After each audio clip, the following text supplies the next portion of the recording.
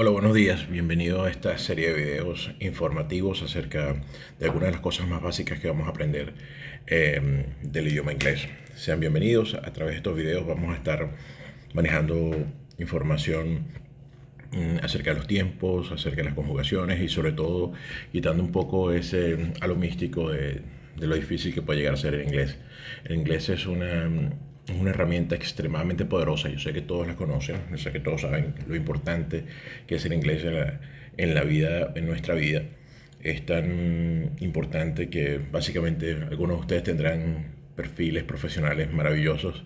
Sin embargo, hay alguien en la India que tiene un perfil profesional parecido al de ustedes. Sin embargo, el de ustedes es algo más impresionante. Pero el inglés es lo que define todo. Entonces, esto me hace concluir que el inglés es, digamos, la materia o el proyecto más importante que pueden estar ejecutando en sus vidas. ¿Ok? Entonces, la idea es poder establecer que es un proyecto, es un sistema. ¿Ok? Lo más importante, según mi opinión, es que sientan que el inglés viene a ser parte de su nueva identidad y así tienen que manejarlo. Los latinoamericanos no nos gusta tanto esta idea.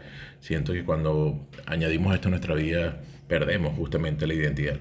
Y no, vamos a ir creando una versión mucho más amplia de nosotros donde se incluye inglés. En los últimos 3 años hemos vivido, sí, en los últimos 2 años hemos vivido momentos difíciles y vemos como el 2020 se fue absolutamente rápido, el 2021 también. Y lo que le quiero decir con esto es que dedicar un tiempo a aprender, ¿okay? Un año, 6 meses que realmente pasan muy rápido, de una forma organizada, eficiente, va a tener grandes efectos en sus vidas. ¿Okay? No importa dónde se encuentren, sea en un país latinoamericano o estén en un país como Estados Unidos o Canadá, saben que es imperativo que el inglés sea parte de sus vidas. Y poco a poco lo pueden hacer y pueden llegar a ser muy efectivos. El inglés es una lengua bien eficiente y por eso yo siento que se refleja mucho en sus sociedades y de eso se trata, es muy lógico. Entonces hoy vamos a tocar algunos de estos aspectos, ¿no? Entonces para poder entender de qué se trata, lo primero que tenemos que hablar es de los verbos en infinitivo. Como su palabra lo indica, son verbos que están en forma infinita. ¿Qué significa esto? Eso quiere decir que están en su máximo nivel de expresión. Nadie los usa, no están trabajando en función de absolutamente nadie. Ellos están en su forma original. Y por eso es que se conocen como infinitivos. En español, la forma que reconocemos verbos en infinitivos es con terminaciones. ¿Okay? Pero los verbos en infinitivos tienen una terminación ER, AR y R. Por ejemplo, dormir. ¿Okay? Tenemos la terminación IR, comer. ¿Okay? ER, caminar. Y están en infinitivos porque esa forma, como tal, simplemente me traen significado, no me dicen con quién están trabajando ni en qué tiempo están trabajando. Entonces, cuando Tarzán hablaba, tú escuchabas que decía yo dormir. Entonces, tú sabes que eso está mal porque la conjugación, es decir, él no está trabajando con el yo, está en su forma original, ¿no? Entonces, no tienen tiempo, no están dentro de un espacio de tiempo y tampoco están trabajando en función de ninguna persona particular. Entonces, ¿cómo identifico los verbos en infinitivo en inglés? Esa AR o ER va a ser lo equivalente a algo, una partícula que se llama to. ¿Okay? Y vamos a tener un to. Y ese to va a indicar que eso, un verbo es infinitivo. ¿Okay? To go. También tenemos to come. También tenemos el famoso verbo to be. So, al yo ver esto, sé que estoy en su máxima forma de expresión. No estoy limitado por tiempo, no estoy limitado por alguna persona. ¿Okay? Entonces, de aquí nos viene la próxima pregunta, que es una conjugación. Una conjugación es cuando tomo un verbo en infinitivo y lo pongo a trabajar en función de una persona y un tiempo. Cuando yo tomo el verbo go o el verbo ir en español, yo en un conjugado, es decir, que yo tomo el ir y lo coloco yo en función de yo y en el verbo en el tiempo presente, digo yo voy. Entonces cambia su forma de escribirse y trabaja en función de yo y así sucesivamente. Tú vas, él va, etc. En inglés nos encontramos con que las conjugaciones tienden a ser bastante sencillas, ¿ok? Según el tiempo. En el caso del presente simple, en el caso de conjugar en presente con las personas, vamos a tener un verbo go, que es ir. Simplemente voy a decir el I, que es un pronombre personal, go, ¿ok? Tenemos el you, go. Y aquí aprovecho y le presento a los pronombres personales. La primera persona singular I, segunda persona singular you. La tercera persona va a estar dividida por su género, él, ella, y hay una persona neutra que va a ser he, she, and it. ¿Ok? Y ellos todos van a estar conjugados de esta forma. Go, y ese go le voy a colocar una ES. ¿Ok? Porque los verbos se conjugan cuando trabajan en función de la tercera persona, se le agrega ES. Esa S o esa ES no significa pluralidad. Es como en español cuando decimos tú vives, le colocas una S al tú y es un solo tú. Es una sola persona a quien tú le estás hablando. Eso quiere decir que está siendo conjugado de esa forma. Esa S no indica que que estás trabajando en forma plural, simplemente como él realiza la acción. Su forma infinita, cuando se mezcla con la tercera persona del presente, acepta una S o una ES. La primera persona del plural, vamos a bajar un poquito acá. La primera persona de la forma plural va a ser we. ¿Okay? We. Y la más suerte es que también va a ser go. La segunda persona plural también va a ser you. ¿Ok? You go. ¿Cómo interpretó eso, Mauro? Bueno, simplemente la primera interpreto como tú o usted. ¿Ok? La segunda la interpreto como ustedes. ¿Ok? Después tengo la tercera plural, que es they. Ese they significa ellos o ellas. Y va a ser con una go también. No agrega es. Observemos que solamente se le agrega s o es a las terceras personas. ¿Okay? A las terceras personas singulares. ¿Sí? Eso es lo que es una conjugación. Entonces, cuando yo tomo un verbo en infinitivo, lo puedo trabajar sea en presente, en pasado, en futuro, en presente perfecto, en cualquiera de los tiempos. Yo voy a tener una conjugación particular. En el caso de presente, la tercera persona es un mismo go muy parecido al infinitivo, sin el to y con una S o una ES. Vamos a hablar un poco de los tiempos. En inglés expreso algunos tipos de tiempos, algunos son más populares y relevantes que otros. En mi experiencia, tenemos que enfocarnos mucho en los tiempos simples. ¿Okay? Tiempos simples, tenemos el presente simple, pasado simple, futuro simple. Después tenemos los verbos, los tiempos continuos.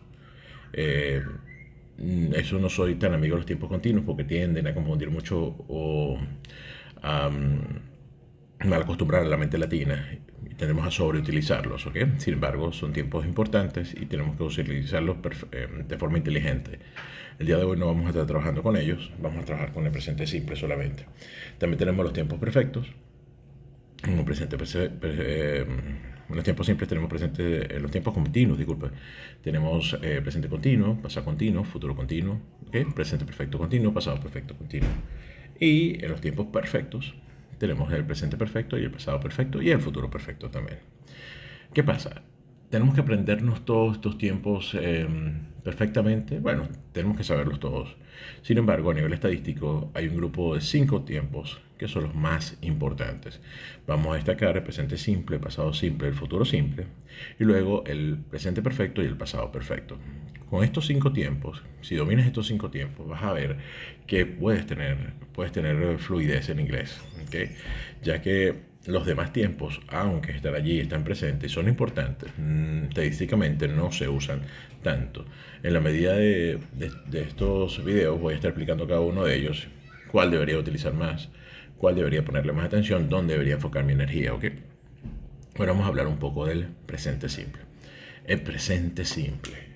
El presente simple es un universo de ideas y si yo les pregunto dónde está el presente, siempre me encuentro, bueno, la gente dice, Mauro, el presente es el aquí y el ahora. Sí, es el aquí y el ahora. Y si yo digo, yo camino en el parque todos los domingos, ¿dónde está eso? Está aquí en el ahora. En este momento yo estoy grabando un video.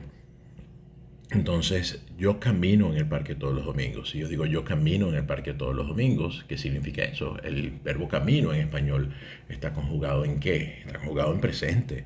Pues no nos está ocurriendo ahorita. Si yo digo yo vivo en Caracas, ese vivo está en presente, pero yo estoy en Puerto Ordaz en este momento. Entonces, ¿qué pasa? ¿Dónde está el presente?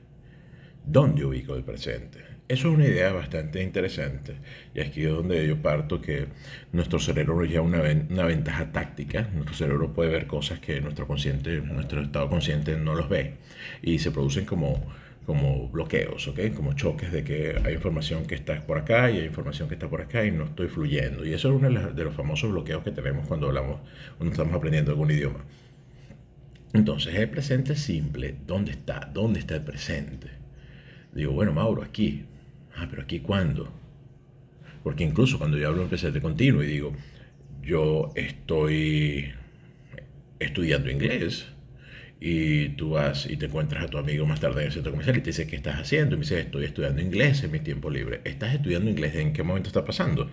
No está pasando en el momento que estás hablando con tu amigo, tampoco. Eso quiere decir que un tiempo continuo tampoco te indica exactamente dónde está el presente. Hablemos que es el presente y prestemos atención porque esta visión es muy importante. El presente es una ilusión, ¿okay? Porque el presente es básicamente la sucesión de instantes, un instante seguido de otro instante, seguido de otro instante, seguido de otro instante, que nos da la sensación de estabilidad, de estar en un espacio que está bien definido y este espacio nosotros pensamos que vivimos, ¿okay? Entonces yo digo, ok, ¿dónde está eso? Este espacio ilusorio, pero de cierta forma muy real, este espacio aquí es donde se desarrolla el presente simple, pero ¿qué expreso allí? Expreso dos cosas extremadamente importantes. Expreso verdades generales y expreso hábitos. Escúchese bien, expreso verdades generales y expreso hábitos. Ahora mi pregunta, ¿qué es una verdad general y qué es un hábito? Una verdad general es donde es algo que es verdadero o falso para alguien según su sistema de valores. Hay verdades generales mucho más universales, como por ejemplo la Tierra es redonda, el universo es infinito, los planetas giran alrededor del Sol. Todos esos verbos que yo utilicé están conjugados en el presente porque estoy hablando de verdades generales universales. Yo puedo hablar de verdades generales de continente. Venezuela está en el sur. Ese está conjugado en el presente porque es una verdad. Las verdades generales pueden ser más específicas. Por ejemplo, el Estado. Este Estado es muy grande. Está en presente porque es una verdad general. Yo puedo decir, puedo llevarla más a nivel de mi comunidad. En mi comunidad no hay desperdicios. Ese no hay está en presente porque es una verdad general de mi comunidad. Esas verdades generales pueden ir a nivel familiares. Por ejemplo, mi papá es trabajador, está en presente. Mi mamá cocina muy bien, es una verdad general de tu mamá. Entonces los atributos de personalidad, cosas permanentes, también se hacen en presente. Y esto hace que este tiempo sea primero el más utilizado de todos y segundo el gran tiempo del comentario. Tú puedes hablar en cualquier otro tiempo y son comentarios en presente porque son comentarios de verdades generales. Por ejemplo, yesterday I went to the bank. I love the bank. Here. Entonces dice, ayer fui al banco, pasado, me encantan los bancos aquí. El me encantan los bancos es algo que es verdad para mí. Entonces, aunque la acción que estaba haciendo está en el pasado, mi comentario lo voy a hacer en el presente. Entonces, quedamos que prestemos atención que el presente simple expresa verdades generales y hábitos. Ahora, ¿qué son hábitos? Dicen, bueno, Mauro, lo que hago todos los días. Bueno, no necesariamente. Tú puedes tener hábitos mensuales. Como por ejemplo, visito a mi abuela los últimos domingos de mes. ¿Okay? Mi papá le hace el mismo regalo a mi mamá el Día de las Madres. O sea, eso es anualmente, es un hábito. Y si yo digo, yo nunca voy al cine, ese nunca voy al cine será un hábito. Algunos dirán que sí, algunos dirán que no. Pero si es un hábito por omisión. Es cuando tu mamá te dice, tú nunca friegas el vasito, tienes el mal hábito de nunca fregar el vasito. Entonces, los hábitos también pueden ser por omisión. El hecho que no lo haga también es un hábito de no hacerlo. Entonces, el presente simple va a representar eso, ¿sí? Ahora, vamos a desarrollar un punto bastante interesante con respecto al presente simple. El presente simple va a ser un universo de ideas. Lo llamo universo porque básicamente la cantidad de cosas que puedo decir allí, wow, es impresionante, ¿ok? Se expande como el infinito. Lo voy a representar con una circunferencia más una onda expansiva que algo limitado, ¿ok? Entonces voy a representarlo con una circunferencia y voy a decir que presente simple es un hábito. Recordemos que eh,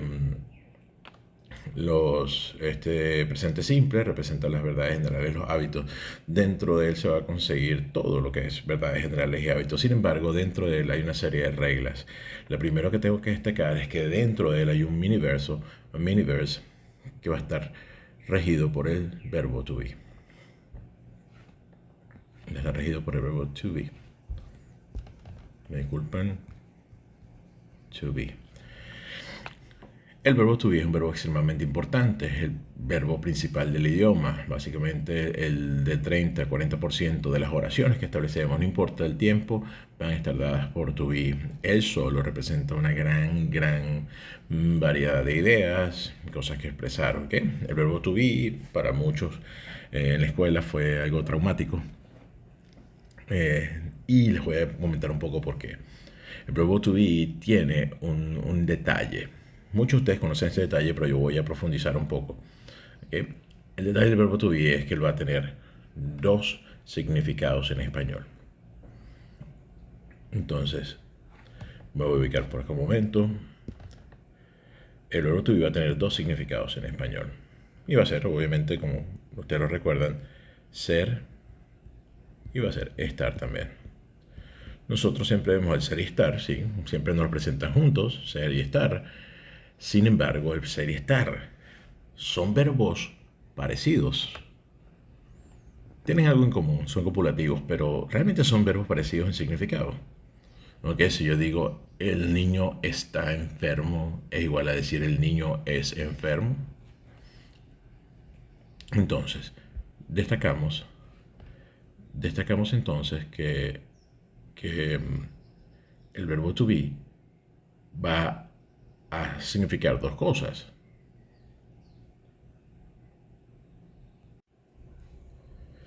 Entonces el verbo to be va a significar ser o estar.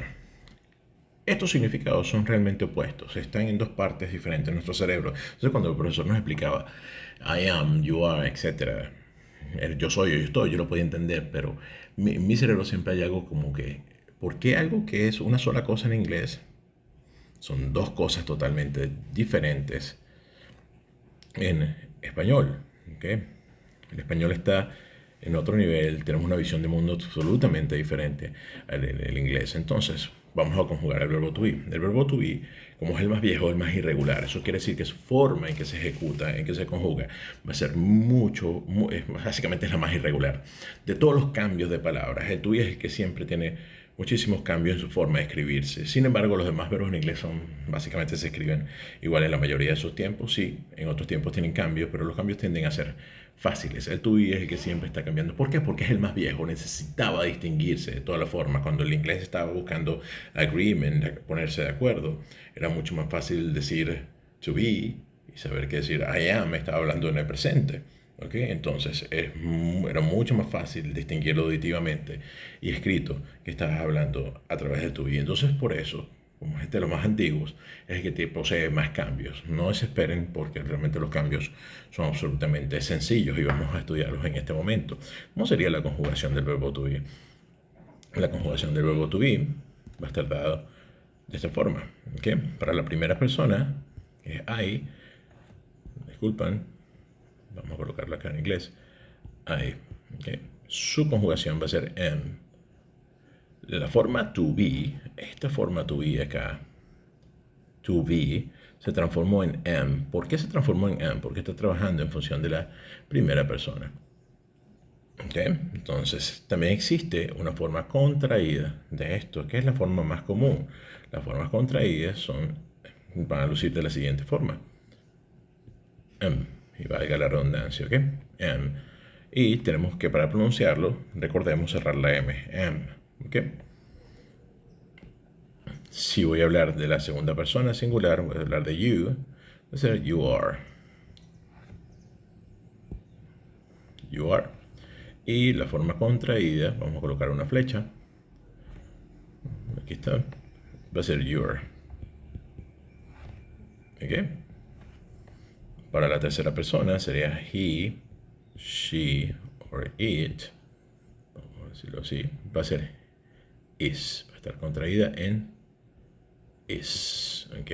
En consecuencia, las formas contraídas serán, disculpen, la forma sin contracción es is. Las formas contraídas serán las siguientes: his, she's, and it's. It's a girl, it's a boy. ¿Ok? Good. Tenemos la primera persona plural, sería we, nuevamente are. Después tenemos el you, nuevamente are. El you de ustedes, ¿ok? Ahora, ¿cómo se la diferencia si se conjugan igual? La segunda persona singular y la plural. El contexto. El contexto, vas a ver cómo se dirige el interlocutor, cómo se dirige, y vas a notar si está hablándole a una persona en particular o si está hablando a un grupo, o más de una. They are. Vieron que olvidé las formas contraídas, déjenme colocarlas. Para we sería we're. Para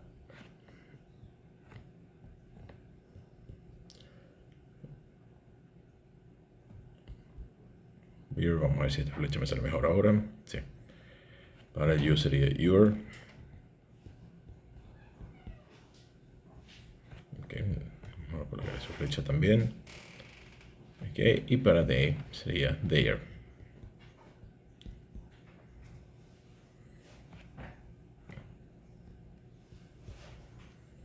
Ok. Y esa es básicamente la conjugación del verbo to be. El verbo to be entonces se interpreta cuando yo digo I am. ¿Qué sé cómo se interpreta? Yo soy o yo estoy. I am a doctor, yo soy doctor. I am at home, yo estoy en casa, ¿ok? Si quiero decir she's my friend, ella es mi amiga. And she's with me, ella está conmigo. Depende del contexto, yo voy a interpretar qué es lo que significa cada uno de ellos. Entonces puede tener los dos significados de ser, estar. Simplemente voy a manejarlo según el contexto que me den. El orden en inglés se respeta, porque el orden es vinculante. Eso quiere decir que donde yo coloco una palabra puede generar algunos cambios sintácticos o semánticos dentro de la oración. Entonces es muy importante que yo coloque las palabras donde van, ¿sí? Para yo hacer una pregunta en el verbo to be, no necesito ningún auxiliar, no necesito ninguna otra cosa, necesito el verbo to be. Como se dan cuenta, lo estoy explicando desde un punto de vista bien individual. Eso quiere decir que estoy trabajando dentro de este universo. Eso quiere decir que, imagínense, esto es una gran ciudad y el Tubi es un municipio con sus propias reglas, ¿ok? Pero es parte de esa ciudad. Entonces, si yo quiero hacer una pregunta, yo la voy a manejar de la siguiente forma. Una afirmación en Tubi sería una afirmación antes de hablar de pregunta. Digamos que, vamos a decir que they are doctors. ¿Okay? Ellos son doctores. ¿Sí? Si yo quiero hacer una pregunta, yo lo único que tengo que hacer es cambiar la posición de este are y lo voy a colocar antes del pronombre. Al hacer eso, estoy indicando que es pregunta, y al final le voy a colocar mi signo de interrogación. Entonces coloco are they doctors y coloco mi signo de interrogación. Al yo colocar el are adelante, hago una marca escrita y oral. Esa marca escrita y oral va a significar que es pregunta, y esa es la razón por la cual no se usa signo de interrogación abierto en inglés. No vamos a colocar signo de interrogación abierto porque ya hay un cambio de posición que hace que se genere la pregunta, ¿ok? Esto que acabo de hacer es una pregunta que va a generar un sí o un no por respuestas. ¿Ok? Si yo te pregunto, ¿eres doctor? Tú me vas a decir sí o no, sí o no. Si te pregunto, ¿dónde vives? No me vas a decir sí. ¿Dónde vives? Sí. ¿Dónde vives? No, no puedes decir eso. Si te digo, ¿dónde vives? Vas a decirme dónde vives. Eso quiere decir que el otro tipo de pregunta es una pregunta objeto y está abordada con un adverbio interrogativo, que lo vamos a hacer en un momento. ¿Ok? Si yo quiero preguntar, ¿dónde estás? Yo digo where, utilizo el adverbio interrogativo where, que significa dónde, y mantengo mi orden de pregunta. Where are you?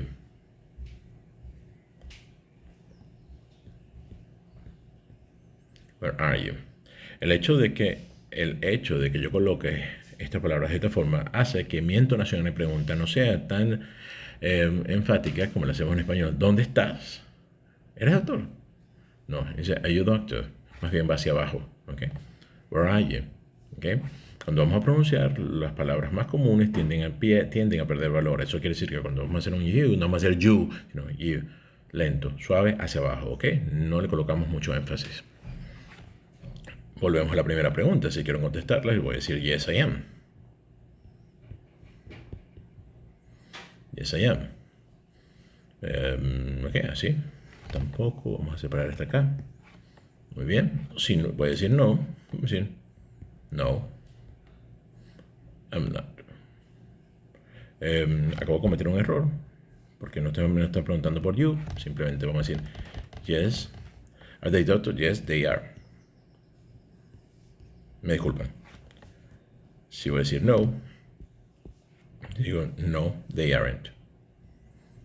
El are en negativo también se contrae. Eso es simplemente decir are not. Are not. Así como está acá. Es como simplemente decir ellos no están. ¿Sí? Where are you? No voy a colocar ni yes ni no porque me están preguntando dónde estás. Y bueno, no voy a decir yes. Voy a decir dónde estoy. Entonces dice I am. Esto sí coloco si respondo con I porque me están preguntando a ti. Where are you? At the office. Or at the hospital.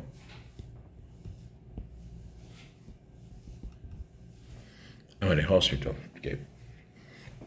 Y de aquí se va dando el verbo to be, vamos construyendo información al respecto. Entonces recordemos, aspectos básicos, tenemos dos significados, ser y estar. Ambos significados son bastante diferentes en español, son básicamente opuestos. Tenemos que interpretarlos como si fuera un solo verbo, pero saber que hay una diferencia. Y la diferencia me la va a dar el contexto. Cuando yo estoy hablando con to be, presten atención, no coloco do o das, no coloco otro auxiliar. ¿Okay? En el presente simple no coloco otro auxiliar. Él va a ser el rey de ese reino. Eso quiere decir que la pregunta se hace con to be y se responde con to be.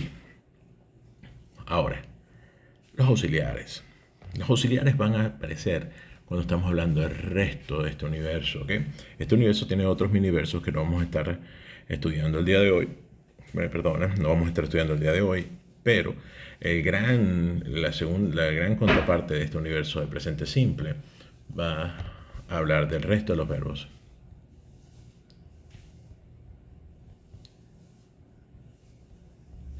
Y van a estar auxiliados por do and does. Eso quiere decir que cuando el verbo to be no esté trabajando, cuando esté trabajando otro verbo, que no sea to be, ¿okay? Bueno, otros no van a estar dentro de este porque van a tener también su miniverso, pero no vamos a estar hablando de ellos. Bueno, podemos decir que uno de esos verbos va a ser el can. ¿Okay? Sin embargo, hoy vamos a hablar de los demás verbos. Por ejemplo, ¿dónde están los demás verbos? Do, el verbo make, el verbo go, el verbo come, etc. Van a estar dentro de este universo que lo vamos a pintar en azul. ¿Sí? Y aquí es donde van a aparecer los auxiliares. Los auxiliares son palabras bien interesantes porque mucha gente piensa o los confunden que ellos tienen un significado y como es do o da, significan hacer como el verbo do normalmente lo es. Sin embargo, ellos no son verbos como tal, ellos son verbos auxiliares. Ellos vienen a cumplir otra función dentro del tiempo.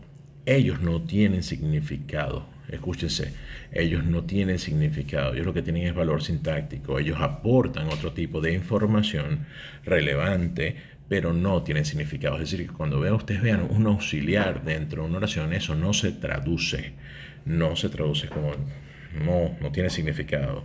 ¿Okay? Los auxiliares van a tener una posición especial dentro de la oración y ellos van a aparecer solamente ¿dónde? En negativas. Bueno, vamos a empezarlo de esta forma. Van a aparecer en preguntas y en negaciones. Preguntas. Preguntas.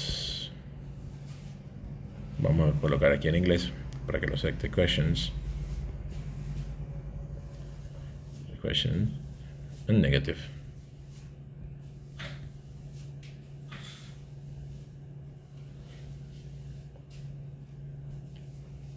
En preguntas y en negaciones.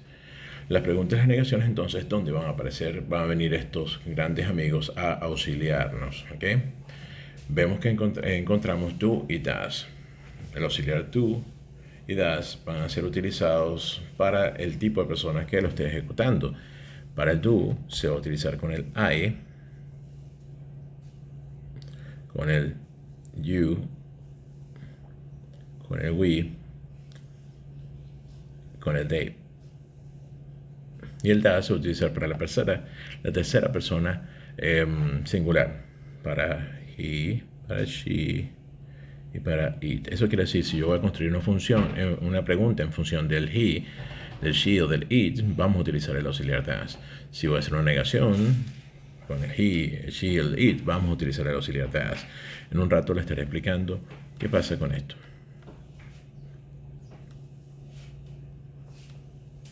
Vamos a abrir otra paginita acá. Entonces, los auxiliares van a venir ¿para qué? Si yo voy a hacer una pregunta, vamos a primero empezar por una afirmación. Mary, vamos a colocarlo en I live in New York. New York, ¿ok? I live in New York, ¿ok? Eso es una afirmación, ahí no hay ningún tipo de auxiliar. Pero si quiero hacer una pregunta, ¿tú vives en Nueva York? ¿Cómo hago esto? Voy a colocar el auxiliar primero. Do you, me pregunto a ti, do you live in New York? Do you live in New York? Y voy a colocar mi signo de interrogación. Lo interesante, como lo expliqué con tu es que el auxiliar viene a dar apoyo del siguiente estilo. Este do dice que esto es presente y también dice que esto es pregunta. Entonces, si yo tuviese otro auxiliar, como por ejemplo el did, yo no interpreto esto como si estuviese en el presente, lo interpreto en el pasado. Pero en este caso lo voy a interpretar que estoy en el presente, el tiempo de las verdades generales, los hábitos, y lo hago con do. ¿Sí? Entonces, do you live in New York? Tu respuesta, si es una respuesta corta, será la siguiente. Yes, I do. Sigo sin traducir el do. Yo no puedo decir sí, yo lo hago. No. Esto significa sí, yo sí. Yo incluso puedo decir I do y eso significa sí. Do you live in New York? Yes, I do. Do you live in New York? I do. ¿Sí? Si fuese negativo, dices no, I don't. No, I don't. Entonces, do you live in New York? No, I don't. Así de simple. Entonces, los auxiliares van a estar, fíjate, van a estar en preguntas y en negaciones. Aquí vemos una negación corta. Si yo quiero decir yo no manejo, yo digo I don't drive. O sea, yo no voy a decir I no drive. No. Yo voy a decir I don't drive. Necesito el auxiliar, juro, la negación. So, entonces al decir I don't drive, I don't live, I don't study, I don't see, etc. ¿Ok? Yo voy a utilizar el don't para negar las acciones verbales. Y las afirmaciones no llevan ningún tipo de auxiliar. Y aquí es donde uso mi auxiliar. Cuando tengo preguntas que son preguntas de objeto, donde tengo que hacer una respuesta directa, yo te pregunto ¿dónde vives? Entonces yo te digo where, ¿ok? Do you live? Where do you live? Okay. Fíjate, el do siempre va a ir antes del pronombre. antes del pronombre, lo cambio, lo coloco acá antes del pronombre, como hacíamos con el verbo to be. Pero ahora la pregunta va a ser en función de una respuesta directa. Entonces digo, ¿dónde vives? Entonces va a decir, I live in London. I live in London. No hay auxiliar, porque eso es una afirmación. El hecho de que no tenga un yes adelante no significa que no sea afirmación. Claro, sigue siendo una afirmación, aunque no tenga un yes adelante. Normalmente cuando hablamos de forma afirmativa. Normalmente hablamos de forma afirmativa. Entonces tú puedes decir, I live in London, I work in a hospital, I live with my family, I shop every Saturday, I go out every Sunday, etc. Tú puedes decir todas tus acciones o hábitos en presente y vas construyendo speech, ¿sí? Entonces, de esto se trata el auxiliar do. Pero ¿qué pasa con el auxiliar das? La lógica sería con el das. ¿De dónde proviene el das? Pendiente de esta información, ¿de dónde proviene el das? El das viene de la siguiente forma. La lógica dice, si yo quiero hacer una pregunta de tercera persona, le empiezo con do. Do she lives in Caracas? Esto está mal, ¿ok? Muchos de ustedes se dan cuenta que esto está malo. Sin embargo, la lógica del das es la siguiente. Él dice, hey, si yo estoy aquí auxiliándote, dame tu S. Dámela. Yo la llevo. Entonces, de ahí es donde nace el das. Yo coloco, agarro mi do, que le tomó la S al verbo, y lo escribo de esta forma. Does she. Y voy a colocar el live en su forma original porque ya le quitaron la S. La tomó el auxiliar de she live in Caracas.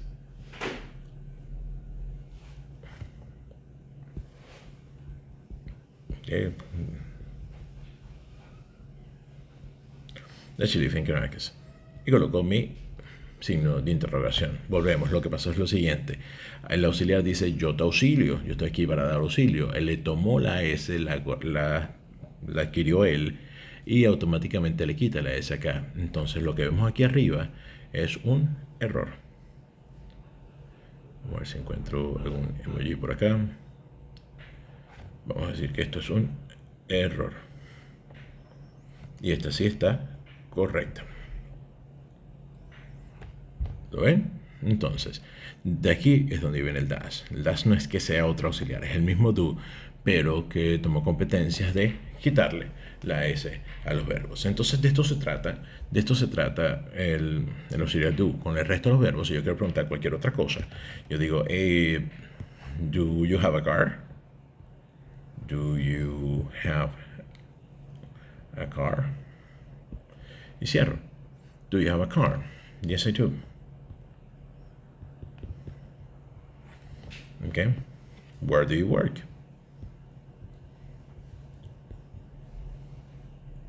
Where do you work? ¿Y dónde trabajas? Dice, I work in a pharmacy.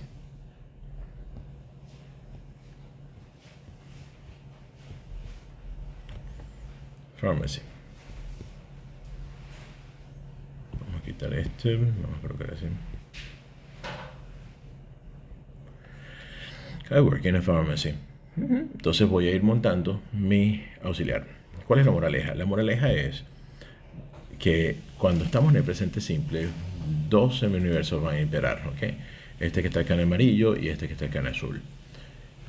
Yo voy a estar haciendo preguntas de la siguiente forma. Te puedo preguntar por tu vida dentro del presente, que habla de verdades generales y hábitos. Entonces digo, hey, are you from Caracas? Dice, no, I'm not. ¿Sí? Entonces, no, I'm not. Aquí te respondes con I am. Dice, but do you live in Caracas? Pero tú vives en Caracas. Do you live in Caracas? Eso quiere decir, dice, yes, I do. Entonces, no eres de Caracas, pero vives en Caracas. Entonces, hice una pregunta con to be, are you, y después hice una pregunta con do you. Entonces, esta es la interacción. Cuando yo hago preguntas con do o das, yo respondo por do o das. Cuando hago preguntas por to be, respondo por to be. Y tienen que estar pendientes porque esta es una interacción que está dentro del mismo tiempo. Entonces tú vas a ir de un lado al otro, de un lado al otro. Vas a ir de un lado al otro, de acá, y después vienes aquí, haces dos preguntas, vuelves a to be. y tienes que estar pendiente. Tus respuestas tienen que estar dadas por el auxiliar o el verbo que yo estoy preguntando, en el caso del to be. Entonces, hey, does she live in Barcelona? Then she does. Ah, but is she from Venezuela? Yes, she is. Entonces respondo por el to be. De eso se trata. Esto es lo que les voy a dejar hoy. Espero lo hayan disfrutado. Por favor, suscríbanse, dejen cualquier pregunta en sus comentarios. También me encuentran por Instagram, por Mauro Teaches. También me encuentran por allí. Me pueden dejar comentarios. Voy a estar dejando mi Daily Challenge por allá. El que se atreva a hacer su Daily Challenge, con muchísimo gusto le doy feedback. Y mantengámonos en contacto. Muchísimos saludos y nos vemos muy pronto.